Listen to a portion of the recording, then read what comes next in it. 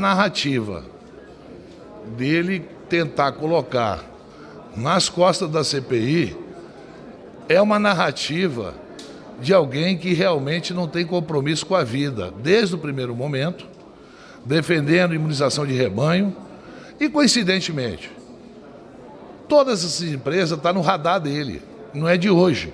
A gente mostra uma foto em que ele está do lado, sentado ao lado do fornecedor de vacina.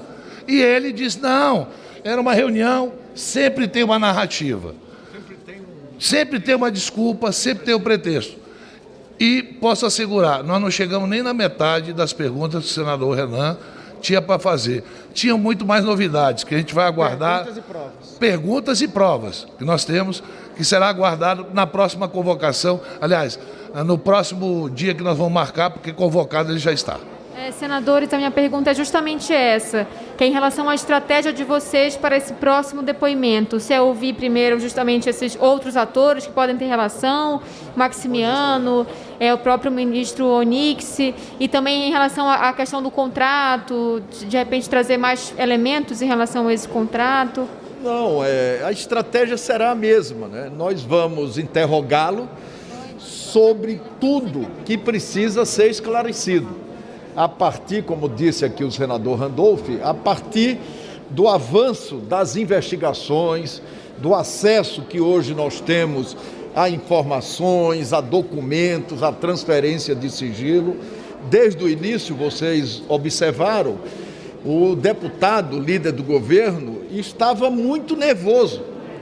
E desde a apresentação que ele mentia sistematicamente, quer dizer, ao ponto de dizer que a Comissão Parlamentar de Inquérito, que impactou o Brasil, que tirou do debate essa selvageria da imunidade de rebanho, que agilizou o calendário das vacinas, que combateu a roubalheira no governo, no Ministério da Saúde, muitas delas com a participação do líder do governo e do próprio governo, porque nunca é demais lembrar, para que ninguém esqueça, né, que foi o presidente da República que fez um pedido ao primeiro-ministro da Índia para comprar 20 milhões de doses de vacina. Né? E depois foi esse mesmo presidente da República que falou para os irmãos Miranda, né, que aquilo era coisa do deputado Ricardo Barros, como disse o presidente Omar, e ainda falou, mas de novo o Ricardo Barros, em nenhum momento o presidente da República desmentiu isso. Ele começou mentindo, apresentando um vídeo de uma entrevista do deputado para um programa de televisão, quer dizer, não lembrou da verdade contida no depoimento do deputado na Comissão Parlamentar de Inquérito. Foi logo desmascarado, né, pela verdade dos fatos. E, a partir daí, ele tentou, de todas as formas, responder sem a necessária precisão que a Comissão Parlamentar de Inquérito precisava. O presidente já decidiu, a comissão já decidiu, ele está convocado para depor novamente, não mais na condição de convidado, mas deporá, né, como um convocado da Comissão Parlamentar de Inquérito, com a obrigação de dizer a verdade dessa vez e de esclarecer todos os fatos que precisam ser esclarecidos. Senadores, juridicamente, o que muda em relação ao convite e uma convocação? Eu pergunto isso porque, para saber se não foi uma estratégia para ganhar mais tempo aí de vocês, no sentido de conseguir analisar melhor documentos, porque sabe-se que existe aí uma divergência ainda em relação ao momento de convocá-lo, né, de chamá-lo, que muitos dos senhores analisaram isso como precipitado, a vinda dele, que foi justamente uma pressão que ele fazia. O convite é uma deferência que a gente faz a quem a gente respeita. A convocação é para quem a gente perde o respeito. Porque para quem desrespeita a comissão. Para quem desrespeita a comissão, ok? É simples. Eu vou dar uma de Pazuello, é simples assim. Convite foi feito uma deferência ao deputado federal. E a partir do momento que ele desrespeita o trabalho da CPI, desde o primeiro momento ele foi alertado. Ele está convocado. E agora ele pode ir para o Supremo pedir para não vir. Porque ele foi ao Supremo pedindo para vir. E eu, numa deferência ao presidente da Câmara, deputado Arthur Lira, da mesma forma que fiz com o deputado Osmar Terra, ele foi convidado. Da mesma forma como está convocado para uma cariação o deputado Onyx Lorenzoni e o deputado Miranda. Os dois não estão convidados, estão convocados para estar aqui na próxima quarta-feira. E o deputado Ricardo Barros está convocado para estar aqui no dia e na hora que a gente marcar.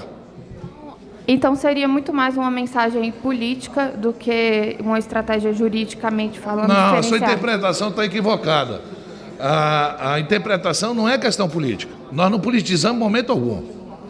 A gente tem feito uma CPI, nós já ouvimos muitas pessoas aqui, em momento algum se politizou, em momento algum você encontra uma entrevista, eu fazendo alguma ilação irresponsável, sempre tive cautela nas minhas colocações, só que uma coisa que eu não aceito é vir e desrespeitar. Disse a ele, se você tiver opinião sobre os membros da CPI, daquela porta para fora você pode falar tudo, aqui não.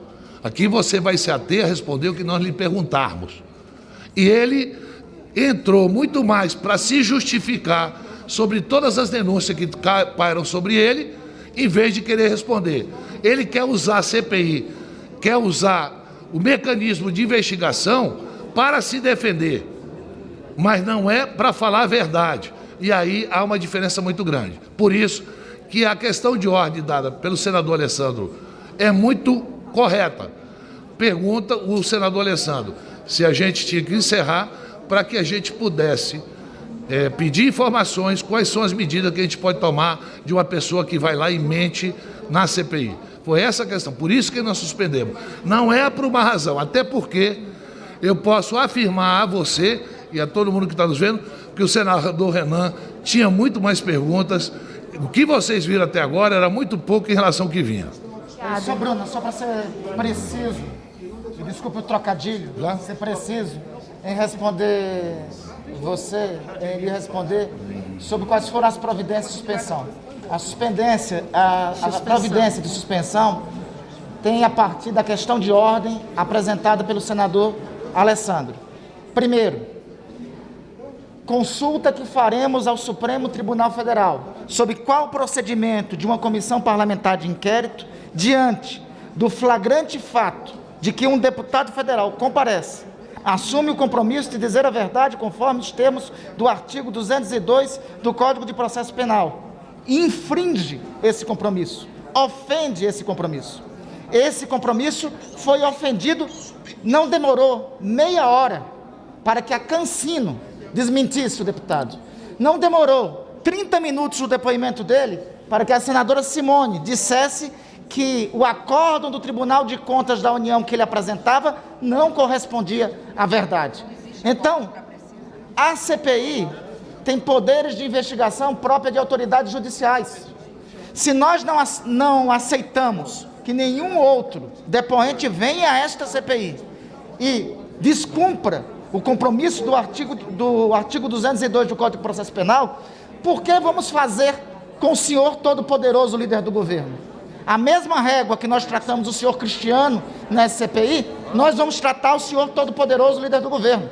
Por isso, as providências de suspensão são as primeiras. De imediato nós consultaremos ao Supremo Tribunal Federal. Qual a providência a ser tomada quando um deputado federal vem aqui, mente, descumpre o 202 do Código de Processo Penal? Segundo, claramente o depoimento do senhor Ricardo Barros estava pautado, se alguém usou de estratégia de má-fé com essa CPI, não foi a CPI, foi o senhor Ricardo Barros. Foi o senhor Ricardo Barros quem veio para cá com media training, veio para cá com tropa de choque organizada. Me causa espécie que o senador Flávio Bolsonaro só compareça na CPI em dia de depoimentos que é mais interessante para o governo, como o de hoje. Foi ele e a tropa de choque do governo que vieram com a intenção de tumultuar. Foi ele que veio aqui com estratégia. Então, por conta disso, e por conta da má fé com que ele se comportou com essa comissão parlamentar de inquérito, é que foi correta e apoiada por todos nós a decisão do presidente Omar Aziz em suspender e agora trazê-lo na condição de convocado, ao passo que nós consultaremos o Supremo Tribunal Federal para sabermos quais as medidas tomaremos se o deputado voltar aqui e insistir nas mentiras. Só um detalhe também que é bom falar sobre a convocação. A convocação ela é determinada agora pela CPI. Nós vamos estar definindo o dia dele ser ouvido pela comissão e ele será submetido às regras da comissão. O convite você faculta a ele, inclusive, a possibilidade de ele definir o dia que poderá estar presente na comissão, ao passo que a convocação é diferenciada. E é bom lembrar também que quando não se submete a uma convocação, há outros elementos que a CPI pode buscar, dentre eles aí a condução coercitiva e outros elementos mais que são próprios de uma comissão parlamentar de inquérito. E um outro ponto também que é interessante destacar aqui é que o líder do governo, ele vem permeando vários governos. Os últimos governos que nós tivemos aqui, ele passou presente, seja como líder, seja como vice-líder, ou seja como ministro. Ele vem numa atuação sistemática e a atuação dele dentro deste governo está ligada em vários tentáculos a todas as vacinas que estão sob suspeição e investigação na CPI e também contratos. Há, de alguma forma, a participação dele, de forma direta ou indireta. Eu cito, por exemplo, o caso da VTC-Log, que há uma certa sofisticação no contrato. Nós tivemos, no momento dele, como ministro da Saúde, 5 contratações da VTC-Log, num volume aí de 250 milhões de reais, todas sem licitação. E nós tivemos depois um pregão que aconteceu ainda no seu governo e uma contratação aí que foi lá do contrato 59, que é algo em torno de 590 milhões de reais, que paira sobre esse contrato algumas suspeições, inclusive com 5 representações no TCU. Uma entre elas direcionada pela CPI que questiona um dos aditivos. E poucas vezes na administração pública você vê um aditivo de texto. Ou seja, a VTC-Log ganha um contrato e depois ela faz um aditivo do texto, ou seja, mudando o termo de referência na qual ela foi submetida para ser aprovada e outras foram desqualificadas. As outras que foram desqualificadas não mais gozaram desse mesmo privilégio logo após a realização desse aditivo. Ou seja, e para este contrato nós recebemos na CPI denúncias de possíveis pagamentos de propina, algo em torno de 59 milhões de reais.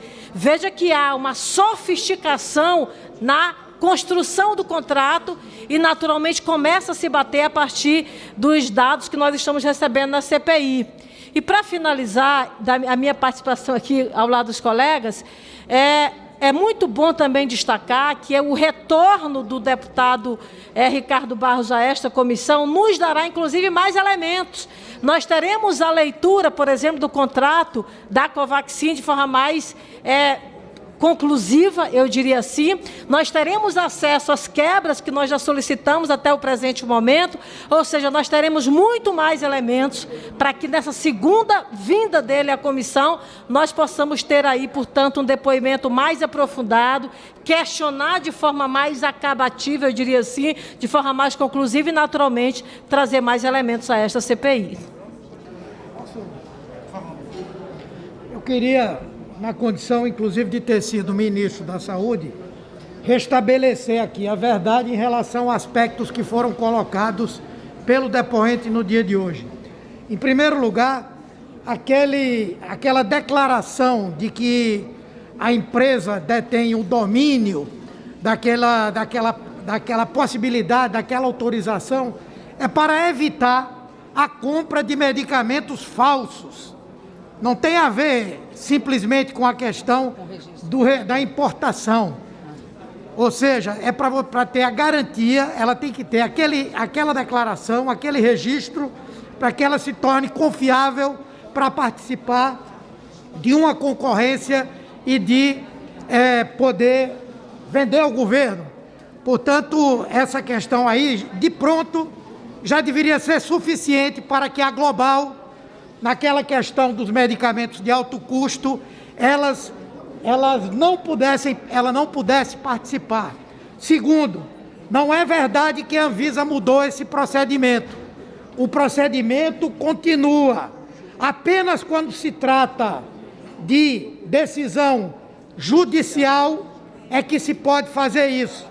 Assim como só se pode pagar antecipadamente ou com decisão judicial, ou então a partir do ano passado, quando aquela medida provisória que foi transformada em lei e que trata dos procedimentos administrativos por conta da pandemia, naquele momento foi legalmente permitido que houvesse pagamento antecipado dentro de determinadas condições. E aí é importante dizer que esse pagamento da Global foi feito no ano de 2018. Ninguém nem imaginava que iria ter pandemia.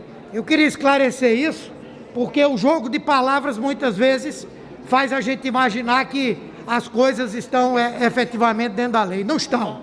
E, portanto, nós vamos insistir que esse depoimento não correspondeu à verdade, mas da próxima vez, quando ele voltar, nós vamos estar com muito mais informações e aí eu quero ver se vai ser esse mesmo procedimento que houve hoje. Obrigado. Senadores, duas perguntas, na verdade.